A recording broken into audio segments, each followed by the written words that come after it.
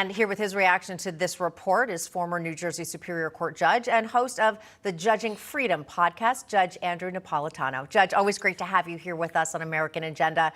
Your thoughts on this request from the Oversight Committee? Do you feel that that will lend even more, I will say, transparency into this investigation into both Hunter and President Biden? If you could have seen me, Katrina and Bob, during the last report of our colleague, I was shaking my head because you can't make this stuff up, that he was using an alias. He's going to have a Hillary Clinton problem. We'll see if he skates like she did. But if he used on his Gmail account or on the Gmail account of an alias, anything that was secured by the government, confidential, secret, top secret, or above top secret, we have a very, very serious issue on our hands. In terms of the House committee getting their hands on this, yes, they have every right to get their hands on this, and they need to be aggressive. Remember, there are two ways that they can do this. They can serve the subpoena, and if the official doesn't honor the subpoena, the House will hold the official in contempt of the House. And if the official is a Democrat, they'll take that contempt citation and frame it and put it on their wall, as Eric Holder did. On the other hand, if they go across the street to a federal judge and get the federal judge to order the official to comply with the House subpoena and the official doesn't, then the official gets arrested and prosecuted. That's the contempt that has a sting to it. The other contempt is just a political one. A lot of times members of the executive branch do things that weren't envisioned to require a law. So what would this indicate that Mr. Biden, if he did what's alleged here, what would the violation be? What would he be doing that's certainly unethical, but is there something illegal? You're talking about the aliases and the Gmail account. Correct. Right. Well, this would be almost identical as Mrs. Clinton. It's taking property of the government out of a government secure facility. So if it's a simple, let's have lunch this afternoon, well, he can do that.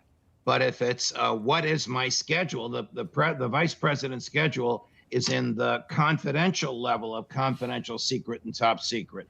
So it is criminal to take that and put it into a non-secure Gmail account.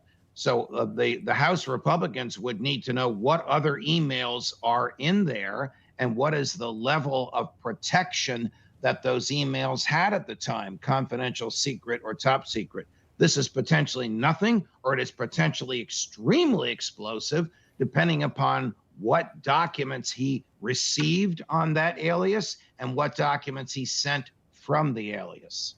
Judge, big media is either not covering this story or they're looking at it through the lens of saying there's absolutely no evidence that President Biden, then Vice President Biden, had anything to do with whatever Hunter Biden was doing. Do you think there is some evidence, again, even if it's circumstantial at this point, that does connect the president? If you had asked me that 6 months ago, Katrina, I would have said no. But my hat is off to Congressman Comer and his investigators. These investigators are typically former FBI agents. These men and women know how to gather evidence.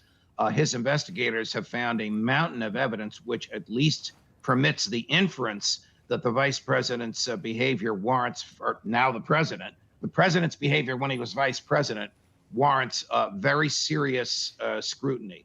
Some of this stuff, like what I was just discussing with Bob, is potentially catastrophic. And depending upon the nature of the secret document involved, and depending upon when this happened, the DOJ may have to look at it as well.